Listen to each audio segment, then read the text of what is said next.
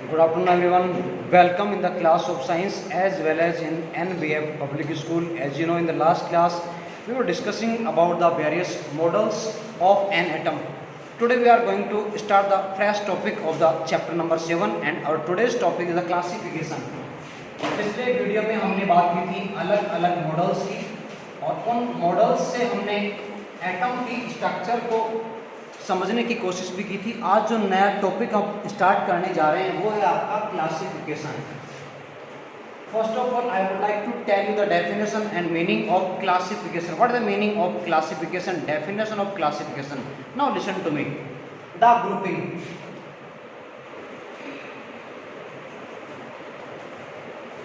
the grouping of elements,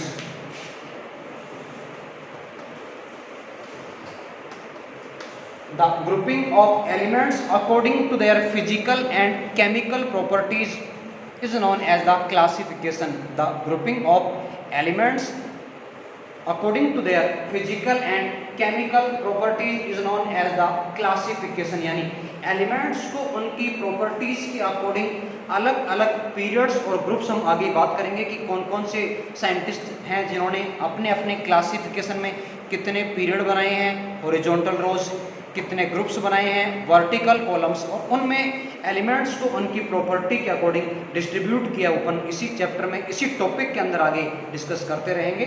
तो फिलहाल हम बात करें क्या मतलब है क्लासिफिकेशन का। तो जो एलिमेंट्स कैसे, हम एक सिंपल एग्जांपल लेके अगर बात करें, मान लीजिए मेटल्स की हम बात कर रहे हैं। Metals 80%, more than 80% of the elements are metallic in the nature. हम पीरियोडिक टेबल की बात करते हैं, अब तक 1 एलिमेंट्स डिस्कवर हो चुके हैं। तो 1 एलिमेंट्स में से मोर देन 90 जो एलिमेंट्स हमारे वो मेटालिक नेचर के हैं। तो मेटल्स को इंक्लूड किया जाता है एस, डी और एफ ब्लॉक में। हम बात करेंगे कैसे ब्लॉक बनाए गए हैं, क्या मतलब है एस का, पी का, डी का, एफ का, कैसे इनको क्लासीफाई किया गया, किस तरह से एलिमेंट्स को यहाँ ग्रुप किया गया है। एस, डी और एफ ब्लॉक में मेटल्स को रखा गया है।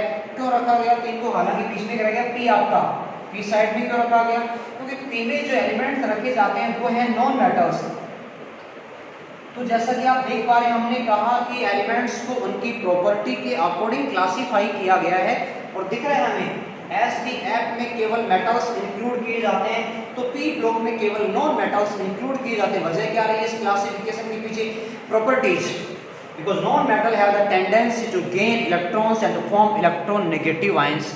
यानी कि जो नॉन मेटल्स हैं उनमें इलेक्ट्रॉन गेन करके नेगेटिव आयन, जिनको अपन कहते हैं कैटायन, बनाने की प्रॉपर्टी होती है। हम प्रॉपर्टी के अकॉर्डिंग तो क्लासिफिकेशन कर ही रहे हैं। बात करें हम अगर मेटल्स की, are those elements, metals are those elements which have the tendency of gaining of electrons to form electropositive ion। यानी ये इलेक्ट्रॉन लूज करके पॉजिटिव चार्ज गेन करेंगे, यानी कि कैटायन बनेगा, जो कि इनकी प्रॉपर्टी है। तो प्रॉपर्टीज के अकॉर्डिंग क्लासिफिकेशन इस तरह से किया गया है। अलग अलग एलिमेंट्स को अलग अलग पीरियड्स में और ग्रुप्स में डिस्ट्रीब्यूट किया गया, क्लासीफाई किया गया। अब स्टार्ट करते हैं क्लासिफिकेशन में किन किन साइंटिस्ट ने अपना अपना किस तरह से कॉन्ट्रीब्यूशन दिया है। सबसे पहले जो आते हैं उनको कहते हैं डोबेराइनर, और इन्होंने जो रूल दिया, जो लॉ दिया, उसको कहा जाता है डोबेराइनर्स ट्रायड। डोबेराइनर्स ट्रायड लॉ भी कह देते हैं, रूल भी कह देते हैं। देखिएगा, इनका पूरा नाम था जॉन वुल्फगांग बेडिया। बेडिया नहीं बोलेंगे, John वुल्फगांग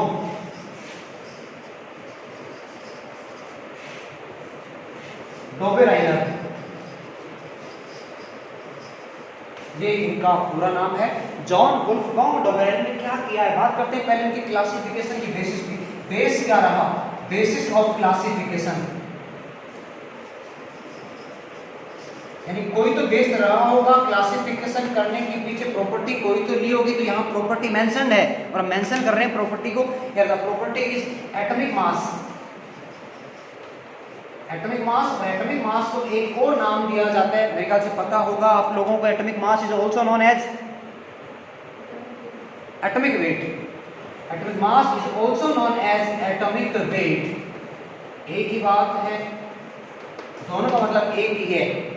Now we can say the basis of the classification of Dobereiner was the atomic mass और atomic weight of the elements। कितने एलिमेंट लिए गए देखिएगा, ट्रायड, नाम देखिए आप, ट्रायड, यानी कि यहाँ जो ग्रुपिंग की गई है, क्लासिफिकेशन जो किया गया है, वो 3 एलिमेंट्स के ग्रुप यहाँ बनाए गए हैं। एलिमेंट है तो नहीं है, 3 एलिमेंट्स के ग्रुप यहाँ बनाए गए हैं। और किस तरह ग्रुप बनाए गए उसका भी एक एग्जाम्पल अपने यहाँ लेने वाले हैं, देखिएगा ध्यान से।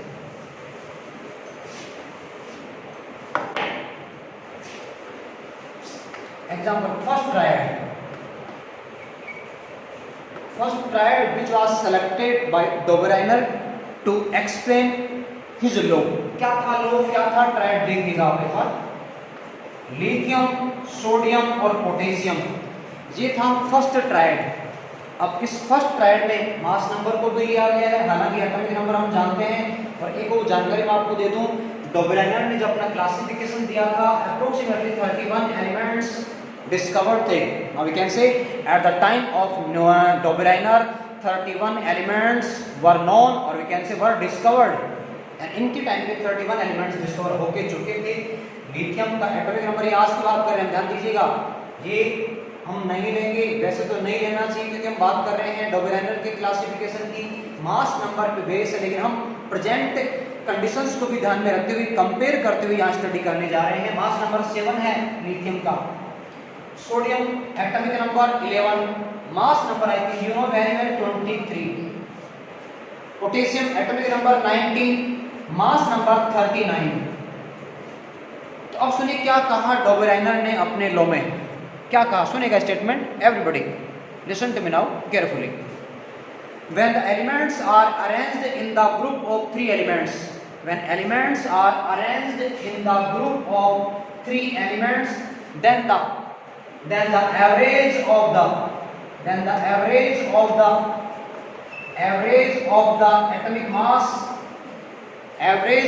atomic mass of first and third element, average of the atomic mass, or we can say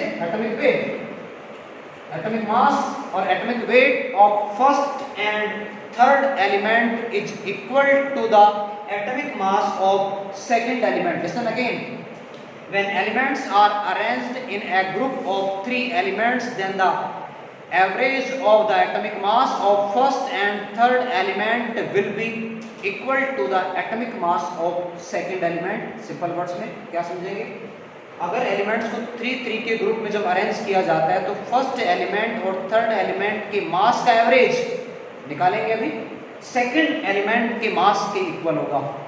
जैसे हम यहाँ बात करें 7 और 39, 7 और 39 फर्स्ट और थर्ड का मास है, ये आपका हो गया A, ये B, ये आपका C हो गया।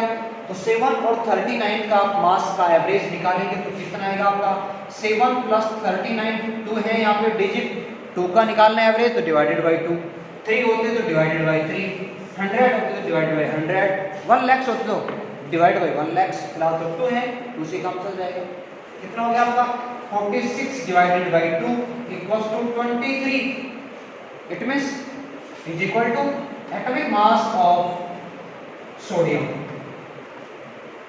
तो जैसे कि आप देख पा रहे हैं, फर्स्ट और थर्ड एलिमेंट के एटॉमिक मास का जो एवरेज है वो सेकंड एलिमेंट के मास के इक्वल आ गया है। 23 आप देख रहे हैं, 23 सोडियम के एटॉमिक मास का है यहाँ पे, और फर्स्ट और थर्ड का हमने एवरेज निकाल लिया जो कि सेकंड के इक्वल आ रहा है। इसका मतलब क्या हुआ कि जो ट्रायड है वो ट्रायड मास नंबर को लेते हुए बनाए जाते हैं। हालांकि 2 ट्रायड और भी लिए हैं, इस ट्रायड में एग्जैक्ट आया है मास का एवरेज सेकंड एलिमेंट के, लेकिन अदर जो 2 ट्रायड्स है वहाँ यहाँ थ्योरी जो है थोड़ी सी फेल हो जाती है, और इसी वजह से इनके ट्रायड लॉ को एक्सेप्ट नहीं किया गया है। बात करते हैं आगे वाले ट्रायड्स की।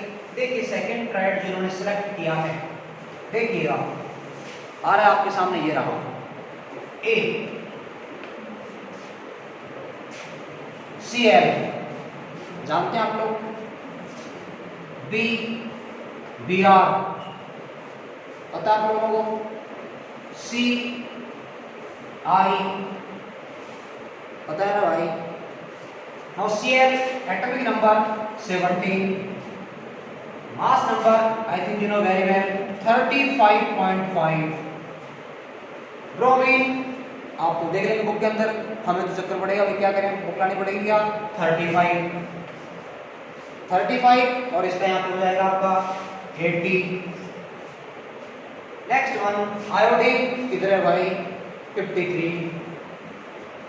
मास नंबर आप तो देख लीजिए बता देंगे बुक के अंदर, यहाँ पे हो गया 127। अब इनका निकालिए आप, इनके मास के एवरेज को जब आप निकालेंगे तो 80 एग्जैक्ट नहीं आएगा, चेक कीजिएगा आप लोग, हम भी कर लेते हैं चेक। 35.5 प्लस 127 डिवाइडेड बाई 2, तो ये आपका हो गया भाई 0.5 हो गया है, 75 आपका 2 हो गया है, 3 to 5 का 6 हो गया है, 1 यहाँ पे हो गया है, डिवाइड बाई 2 आप करेंगे तो आप कितना हो जाएगा, ये हो गया आपका 8, ये हो गया आपका 1.25। कहाँ आया 80, किधर है 80, नहीं आना 80। इसका मतलब यहाँ जो उनका लो है फेल होता हुआ नजर आ रहा है, थर्ड को भी नहीं छोड़ेंगे। ओके, नाउ थर्ड ट्रायड,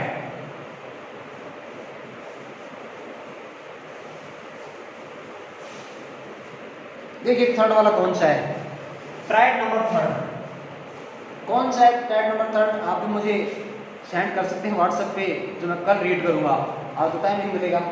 अगला आपका आता है कैल्शियम, इसके बाद आपका है स्ट्रोंशियम, इसके बाद आपका आता है बेरियम। कैल्शियम आप लोग जानते हैं कितने नंबर पे है 20, कैल्शियम का नंबर है 20, मास नंबर कितना है 14। Strontium atomic number 38, mass number 88। Barium 56, mass number 137। Check करें आप, फिर से चेक करें आप, फिर से चेक कीजिएगा 88.5 या 88.25 इसका आंसर आपका आएगा, एग्जैक्ट नहीं आएगा। निकाल लिया होगा मेरे ख्याल से आप लोगों ने, नहीं निकाला तो मत निकालिएगा, समझ में आया हो तो निकालिएगा, इजी है भाई, सिंपल मैथमेटिक्स है। हो गया भाई, कितना हुआ 88.5, वेरी गुड, 88.5 आपका यहाँ पे आंसर आया, जो कि एग्जैक्ट नहीं आ रहा है, चेक कर सकते हैं आप लोग। 40 प्लस 137 डिवाइडेड बाई 2, ये आपका हो गया है 771 डिवाइडेड बाई 2, ये आपका हो गया 818। 88.5 आगे तो चला गया ना, एग्जैक्ट नहीं आया है। फर्स्ट ट्रायड पूरी तरह से सक्सेसफुल नजर आता है, उसको देखते हुए ये मान के चला जाता है कि सेकंड और थर्ड ट्रायड में भी एवरेज शायद बेटर आएगा, एक्यूरेट आएगा, लेकिन ऐसा हो नहीं पाया, इस वजह से इस लो को एक्सेप्ट नहीं किया गया। तो याद क्यों किया जाएगा, क्योंकि पेपर में तो क्वेश्चन आपको मिलेगा, इसलिए आपको याद तो करना पड़ेगा। नेक्स्ट वन,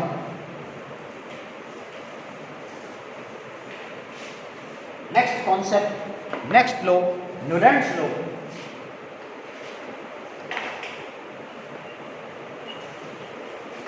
न्यूलैंड्स ऑक्टेव लो,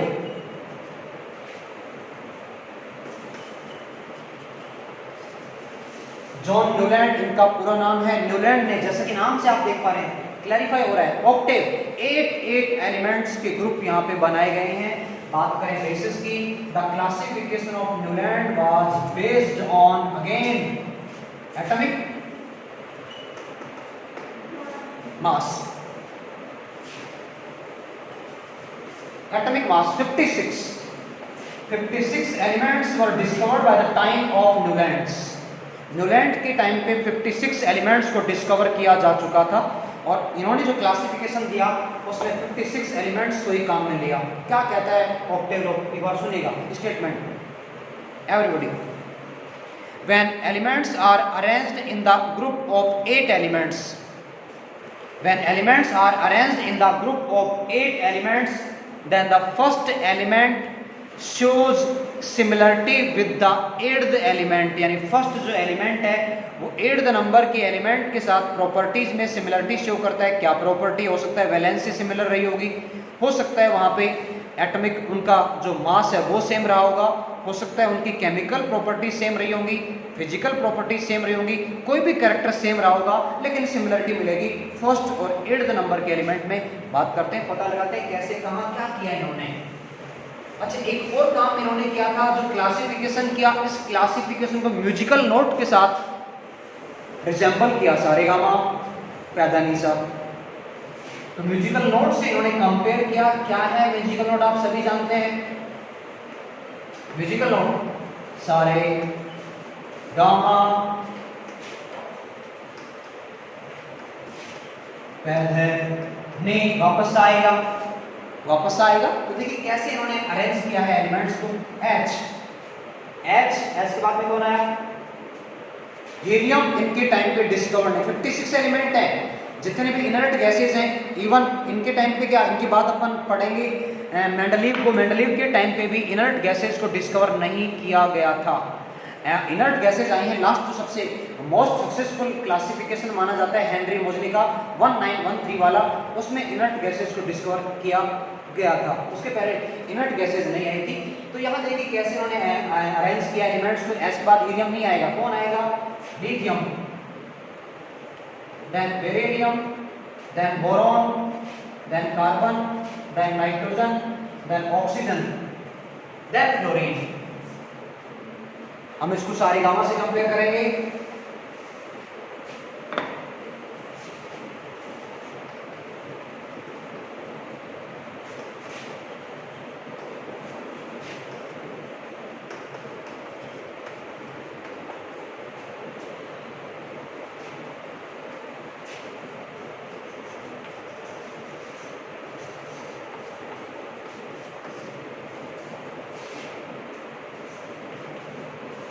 कैल्शियम, यानी यहाँ जो अरेंजमेंट किया है वो कैल्शियम तक ही किया है, तो इसके बाद तो ऑक्टेव बन ही नहीं पाता है। तो देखिए यहाँ कंपैरिजन चल रहा है सारे गामा पैदा नीसा के साथ में। हमने मान लीजिए काउंटिंग स्टार्ट की हाइड्रोजन के साथ, हाइड्रोजन का नंबर 1 दिया, एटॉमिक नंबर 1। हम एटॉमिक नंबर की बात करें, काउंटिंग स्टार्ट करें, हमने H से काउंटिंग स्टार्ट की, 1 है, 2 पे लिथियम, 3 पे बेरिलियम, 4, 5, 6, 7, 8 पे कौन आ गया? 8 पे आपका आ गया है फ्लोरीन। सिमिलरिटी है, क्या सिमिलरिटी है? हाइड्रोजन की वैलेंसी हालांकि मानते हैं +1 भी होती है, लेकिन -1 भी तो होती है। फ्लोरीन की वैलेंसी -1 होती है। सिमिलरिटी आ गई। आगे बढ़ते हैं, मान लीजिए हमने लिथियम को लिया नंबर 1 पे, लिथियम से काउंटिंग स्टार्ट किया, एटॉमिक नंबर नहीं ले रहे हैं, लिथियम का एटॉमिक नंबर 3 है, you know very well, same here, हम केवल काउंटिंग कर रहे हैं। लिथियम को 1 माना, 2 पे बेरिलियम, 3, 4, 5, 6, 7, 8, 1 से लिथियम को लेके स्टार्ट करते हैं, तो 8 नंबर पे कौन आएगा? आपका सोडियम आएगा। और लिथियम और सोडियम में आप लोग जानते हैं सिमिलरिटी है, वैलेंसी +1। आगे भी आप इस तरह चेक कर सकते हैं, यानी फर्स्ट और 8th एलिमेंट में आपको सिमिलरिटी मिलेगी। और इसी को देखते हुए ऑक्टेव लॉ को यहाँ प्रपोज किया गया है न्यूलैंड के द्वारा। लेकिन यहाँ कैल्शियम के बाद आने वाले जितने भी एलिमेंट्स हैं उनमें ये प्रॉपर्टीज नजर नहीं आती, क्योंकि बीच में आपका डीप लो आ जाता है। जो डीप लो के एलिमेंट्स बीच में आते हैं, तो वेरिएबल वैलेंसी की वजह से उनकी प्रॉपर्टीज में डिसिमिलरिटी ज़्यादा आती चली जाती है। तो इस लो को कैल्शियम तक ही सही माना गया। इसके साथ साथ एक और ड्रॉबैक यहाँ पे माना जाता है न्यूलैंड का। न्यूलैंड ने प्रिडिक्शन किया था कि 56 के बाद में और कोई एलिमेंट डिस्कवर नहीं की जा सकेंगे। आप कौन होते हैं वो कहने वाले, इसलिए ये इनका ड्रॉबैक रहा। ये न्यूलैंड का ड्रॉबैक रहा है कि उन्होंने कहा 56 एलिमेंट रही। अब क्या है, अब कौन बुलाएगा न्यूलैंड को, कौन दिखाएगा आज नॉमिनेट है, किधर है न्यूलैंड? अब क्या मतलब भाई। Now that's all for today, later on will discuss tomorrow. Thank you so much.